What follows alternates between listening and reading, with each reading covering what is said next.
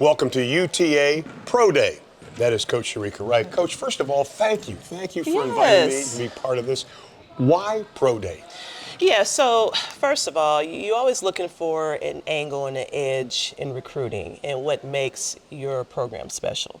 And when we sat and we thought about this, we looked at the partnership that we do have here at UTA with the Dallas Wings playing in the building. And so we looked at it. We have a lot of great connections in the community. And so we wanted to kind of bring it out today just to show that the game is growing, pro aspirations for a lot of our student athletes. And so why not have this opportunity to say that, hey, we will develop you in the classroom, on the floor, off the floor. And so that's why we kind of approached this today to have a great first time ever Pro Day. I think it's a great idea because sitting courtside right now, members of the Dallas Wings, coaching staff, and also front office, when these players say, whoa, we've got a WNBA team in our building, in our city, and now we've got some of their people watching us.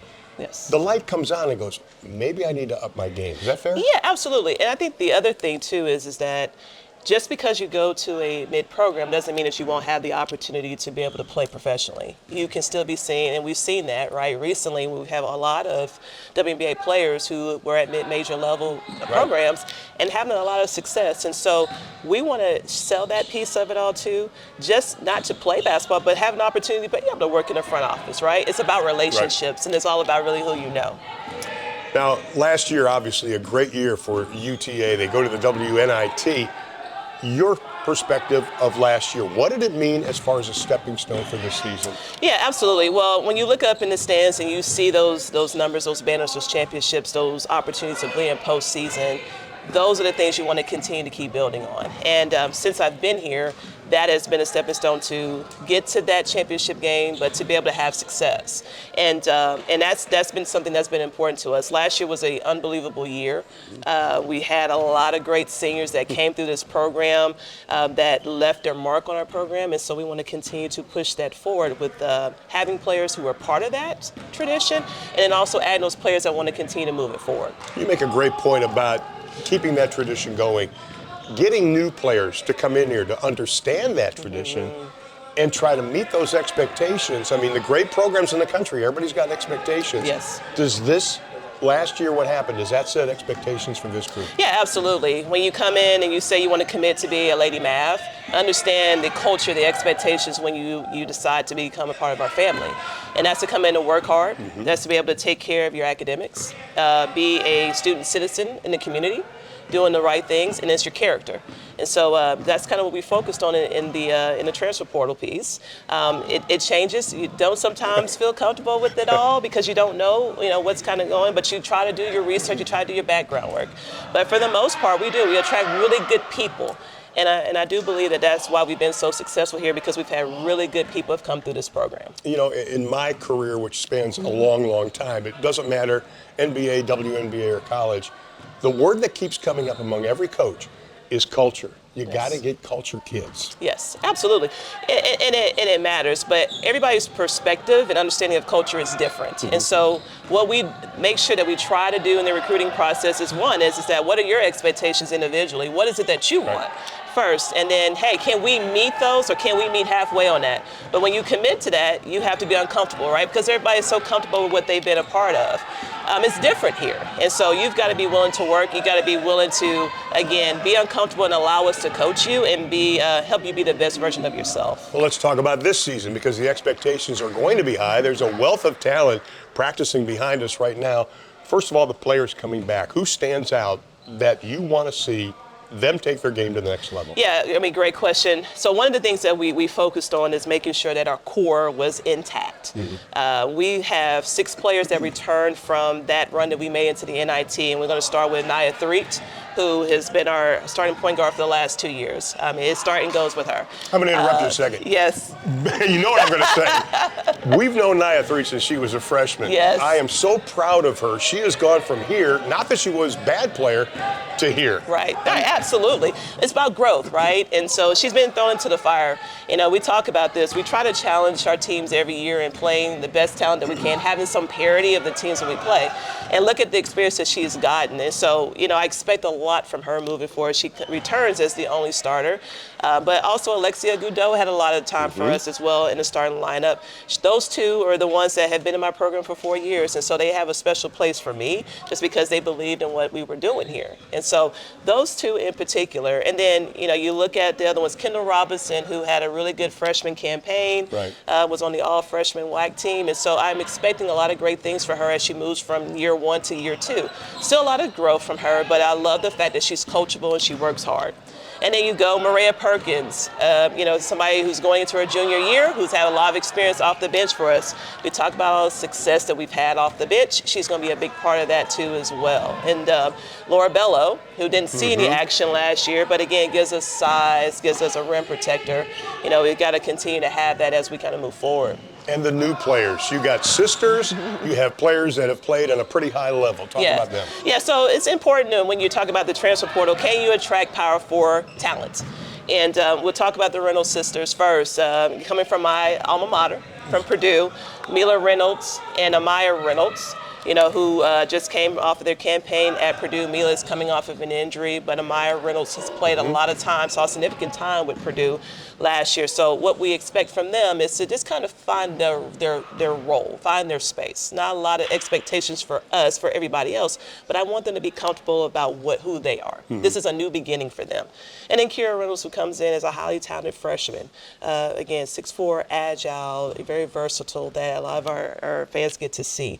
That's coming into her own. And so I'm excited about them, and it's more exciting just because it's a great story to tell. Those three sisters are playing with each other, but they've been remarkable being able to come in and fit in with the players that we currently have here.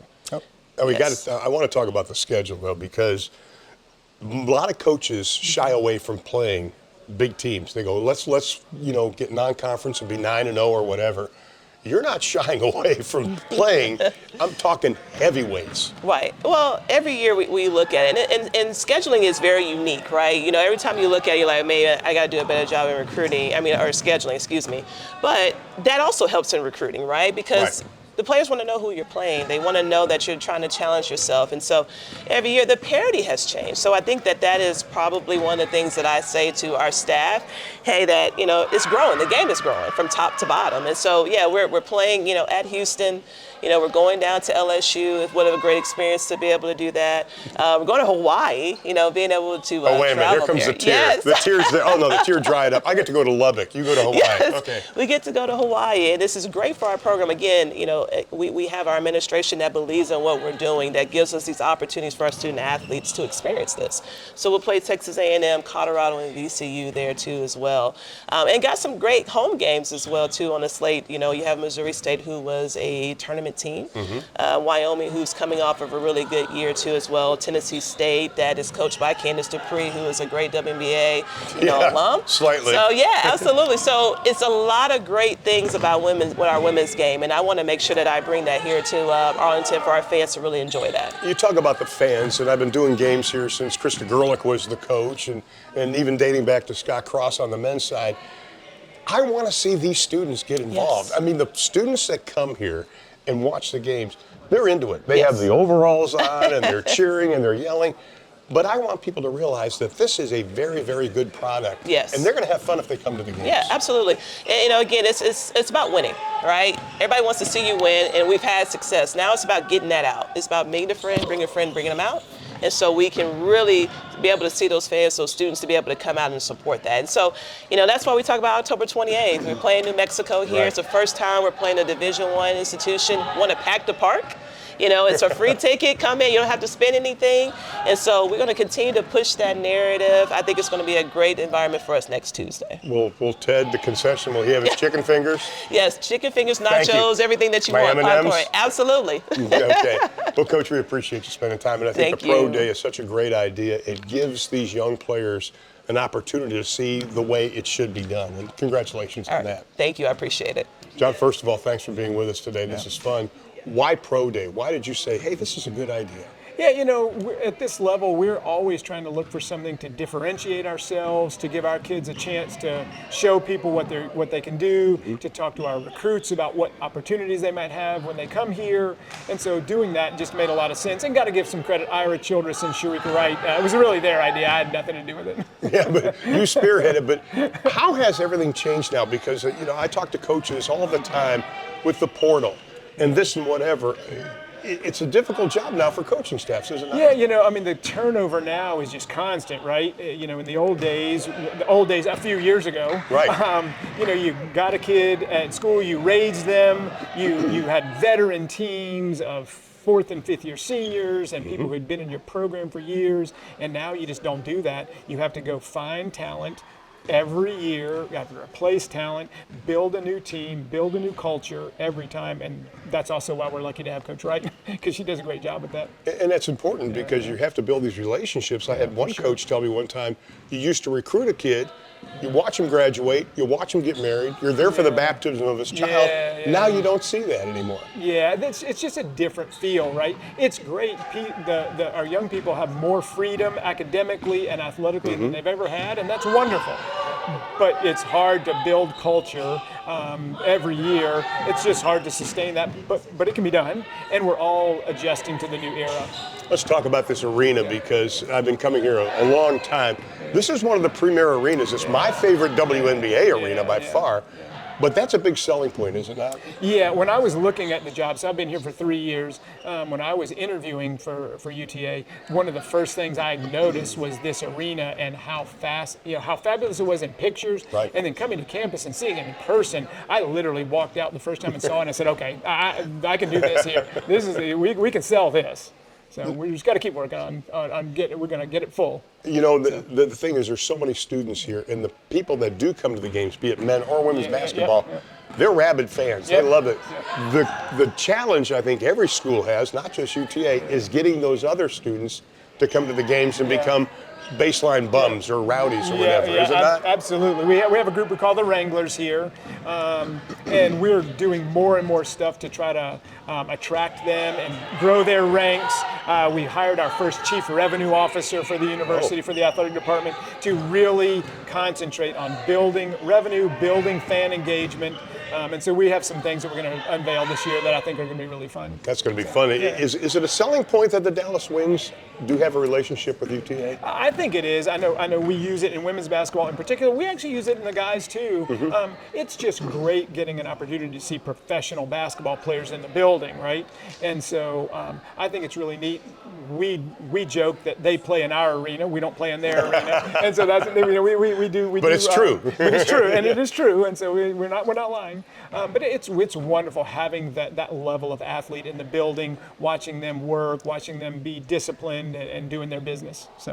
And I also think it teaches these young players because every college player on the men's side or women's side have always told me, oh, I can play in the NBA, I can play in the WNBA. Right. And you go, no, you really can't. Until they see it, and they go, wow, their games are elevated. Seeing it up close and personal is different than seeing it on TV, Yes, right? it When is. you're sitting at midcourt and you're watching them do their thing, it's a lot different and a lot bigger, a lot faster, a lot stronger. And so having our kids have that opportunity every single day is just a wonderful thing. Well, one of the things I would love to see is this pack the park, as we like to say. Yes, pack the to park. see these students come out and really get involved in so many different ways with this team. Yeah, I think we're really pushing that connection. We've gone. We just did an open practice on campus at the student center, in the activities center. We're trying to do more things on campus to get our general student body to understand and know our athletes, remind our athletes how important the student body is to them, and see if we can really foster a more lasting connection. Not to give away any secrets, anything big special events coming up for the basketball teams as far as promotions? Yeah, we've got some things going. We're starting to talk about if we can get a certain number of students in the building, we may give away some tuition. Whoa. We may get a couple of half-court shots for for some things like tuition or other things like that. So we got some stuff coming. Got some more food coming. The way to a student's college student's heart is through their stomach anyway. So the way to media's heart is through their stomach. Good point. And I say this with all sincerity. sincerity, and I actually used to mention it on the Wings telecast. This is the best concession stand in America. Yeah, no, we have good Hands concessions. down. And you're true, and it is true. The way to most of our hearts is through our stomachs. Well, we wish you the very best, and I think yeah. this is a team, both the men and the women's side, that can generate a lot of enthusiasm. We hope the students come out and support I think we're this. going to have a special year in both men and women. I hope everybody will come join us. All right, thank you, my friend. Yeah, Good thanks seeing for spending time with us. Joining us now, one of the newest members of the athletic staff, Ira Childress, the Deputy Athletic Director. First of all, welcome to Arlington, Texas, and UTA, my friend. Thank you. I'm excited to be here. What attracted you to this job?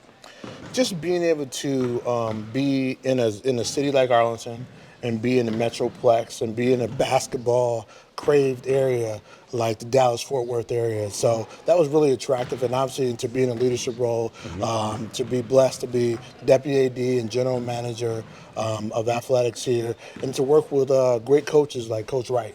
And you come from LSU, which obviously LSU women's basketball is huge, and Coach Monkey does an incredible job. What did they teach you there that you might be able to bring here? Yeah, I just learned a lot of great things at LSU about leadership, understanding people, really being able to work with people at whatever level that they're at, meeting them at their level, and just really learning the athletics through and through at LSU. Talk about Pro Day, because we've talked to a couple people obviously already about Pro Day. To me, this is a huge accomplishment for the school to go out and say, we're going to have this day. Yeah, this separates us. When you're able to do things like a Pro Day, there's not many major schools that can have, GMs of WNBA franchises in their building watching their student athletes. So when you think about UTA and you think about doing a Pro Day, that puts us on another level. Teams in the WAC or other mid-major schools. This is a big deal for UTA. Let's talk about the name, image, likeness. That has changed the landscape of basketball, both men's and women's and all sports, for instance. From your perspective, how has everything changed because of that now? I think things have changed in a sense of there is more parity. I feel like there are more players throughout the country in different places that you wouldn't ordinarily see them because of name, image, likeness, because of rev share. That's very important to the college athletics landscape. And I think one of the things we've done here under the leadership of John Fagg is we've embraced it. We've leaned into it. Right. We haven't complained about it. We got a nice little small front office together that works with myself, and then we also work with our coaches, and we prepared them for this new era of college athletics. I think the key word there is preparation, because I don't think a lot of people realize exactly what all this meant when they first said we're going to do it. Is that fair? No, that's very fair. I don't think people had an idea what it meant. But one of the things we did was we did a lot of research. We talked to a lot of different people around the country. So we had a plan going into it. We knew that, this year was going to be the start of revenue sharing. And so before that, 6 to 8 months before that, we were preparing. We were having meetings weekly. We were meeting monthly. We were getting ourselves ready for the new era of college athletics with rev share. And so when the date came, we were ready to go. Partnership with the Dallas Wings. It has been very special since the Wings moved here over 10 years ago now. Talk about that partnership. Yeah, it's a great partnership. One of the things, when you have a WNBA franchise in your building, that's an advantage. And we wanted to use that advantage as a positive for us here at UTA. And they've been very gracious. They come by. We have good communication. And so that's a big key. We have great communication with the Wings. They have been very gracious since they've been here. And so when you have two people that want to be together, want to communicate, and want to do great things happen like today with Pro Day. One final question. Let's talk about the fact that Coach Wright, in obviously a new contract here at UTA, which we were all very happy for, but she comes out and says, we're going to do this Pro Day. We're going to move this program forward. What does that mean to you to have a coach that's willing to try new things? Yeah, it means the world, because, one of the things in life and in sports, you don't stay the same. Either you're getting better or you're getting worse, and we want to keep moving forward and keep moving our program forward. And when you do something like a Pro Day, it allows you to elevate your program to the next level. If I'm a student athlete out there sitting around in Denton, in Arlington, in Fort Worth, Mansfield, any place around here, I'm saying, you know what? That's somewhere that I want to think about going, because I know I'm going to have an opportunity to get a great education. I'm going to be able to play great Division I basketball, and I'm going to have an opportunity to get seen by WNBA franchise that's right there in the building, that a school that's going to have a Pro Day. that's elite. And that's what's going to help us stay at a high level consistently. One thing I like, your enthusiasm. Oh, thank you. I love the enthusiasm because I always say to be successful in any job, whether you're a player or you're in the front office, passion's number one. Thank you so much, Ryan. I appreciate it. Thank Good you. seeing you, my friend. Thank you.